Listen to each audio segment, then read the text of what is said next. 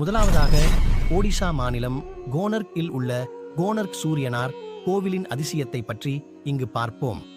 இந்த கோவிலின் மூலவராக இருப்பவர் சூரிய பகவான். அவரின் சிலை சில 100 ஆண்டுகளுக்கு முன்பு வரை எப்பொழுதும் காற்றில் மிதந்தவாறே இருந்துள்ளது. அந்த சிலை எப்படி காற்றில் மிதக்கிறது என்ற ரகசியம் பலரையும் வியப்பில் ஆழ்த்தியது. இந்த நிலையில் அந்த கோவில் கோபுரத்தின் ஒரு பகுதி போர்ச்சுகீசியர்களால் ஈடிக்கப்பட்டது. அச்சமயத்தில் அந்த கோவில் கோபுரத்தில் மிகப்பெரிய காந்தங்கள் இருப்பது கண்டறியப்பட்டது.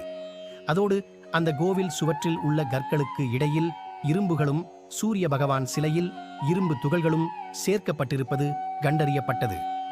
காந்தம் மற்றும் இரும்பின் சரியான கலவையால் சூரிய பகவானின் சிலையிலிருந்து இரும்பு துகள்களே காந்தத்தால் ஈர்க்கப்பட்டு அந்த சிலை மிதப்பது கண்டறியப்பட்டது. இருப்பினும் கோபுர இடிபாட்டுக்கு பின்னர் கோபுரத்தின் இருந்த காந்தங்கள் இடிந்து விழுந்ததால் அங்கிருக்கும் சூரிய பகவானின் சிலை தற்போது